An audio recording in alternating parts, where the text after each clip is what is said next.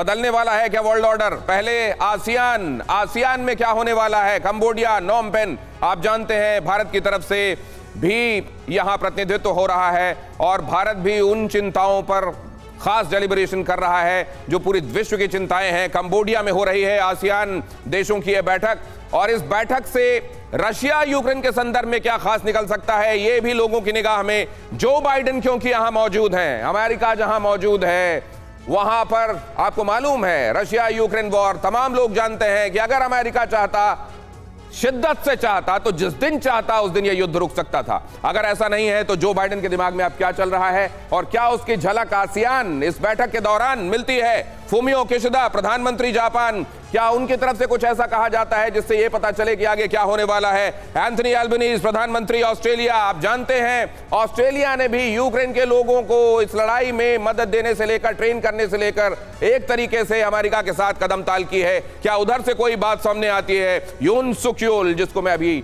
UN पढ़ गया था, माफ कीजिएगा, यून सुक योल, राष्ट्रपति साउथ कोरिया, क्या उनकी तरफ से कुछ कहा जाता है? नॉर्थ कोरिया के संदर्भ में टेंशन के बारे में कुछ इशारे मिलते हैं क्या? वो तमाम फ्लैश पॉइंट्स जो इस समय दुनिया को डरा रहे हैं, उसके संदर्भ में क्या इशारे मिलते हैं? आसियान के मुद्दे, रूस यूक्रेन जंग, रूस की न्यूक्लियर धमकी, बैलिस्टिक मिसाइल का बढ़ता थ्रेट, ताइवान पर चीन की दादागिरी, ये बड़े मुद्दे हैं जो इस दौरान डिस्कस किए जाएंगे। डिस्कस ये भी होगा आसियान के टारगेट के संदर्भ में बातचीत होगी। टारगेट क्या? रूस और चीन को सख्त संदेश देना।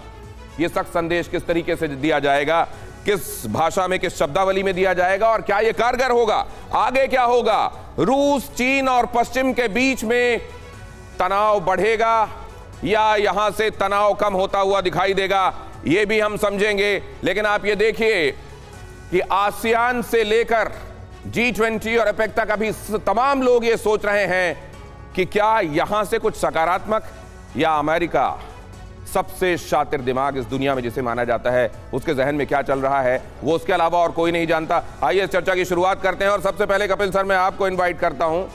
इन बैठकों से कुछ महत्वपूर्ण आपको उम्मीद है क्या? मिड टर्म इलेक्शंस हो गए अमेरिका में। दिनेश जी, मैं एक बात कहूंगा, ये पिछले 8 महीने से देख रहे हैं, हर कोई हर किसी को संदेश दे रहा है, लेकिन पता नहीं ये संदेश देने में कौन सी कम्युनिकेशन टेक्नोलॉजी फॉलो की जा रही है जो संदेश किसी तक पहुंचता ही नहीं। रूस कितनी बार अमेरिका को संदेश दे चुका, अमेरिका रूस को संदेश दे चुका, अब ये एशियान संदेश देगा, यूएन ने संदेश दिए, कई वो असेंबली यूएन में मीटिंग हो गई, वो यूएनएस की पता नहीं कहाँ कहाँ जाके संदेश दे आया, लेकिन वो संदेश कहाँ खो जाते हैं, कौन सी कम्युनिकेशन टेक्नोलॉजी है, ये तो मेरी समझ में नहीं आता। देखिए, ये सब बेकार की बात है। ये आप कह रहे हैं रिसीव नहीं किया जा रहा है या संदेश खो जा रहे हैं? मैं ये भी समझना चाहता हूं क्या एक दूसरे को संदेशों का सर कोई असर नहीं है, कोई इनमें सच्चाई नहीं है।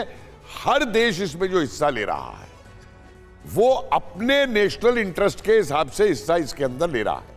अगर वो ईरान भी आज अगर रशिया को सपोर्ट कर रहा है तो अपने इंटरेस्ट की वजह से कर रहा है। चीन आप देखिए पीछे हट गया है। क्यों हट गया है? क्योंकि चीन पर तो वैसे भी रशिया अगर रिलाय कर रहा था तो उससे बड़ी कोई बेवकूफी नहीं थी कि वो चाइना के ऊपर रिलाय कर रहा है। मैं एक चीज इसको दूसरे तरीके से देखना चाहता हूं।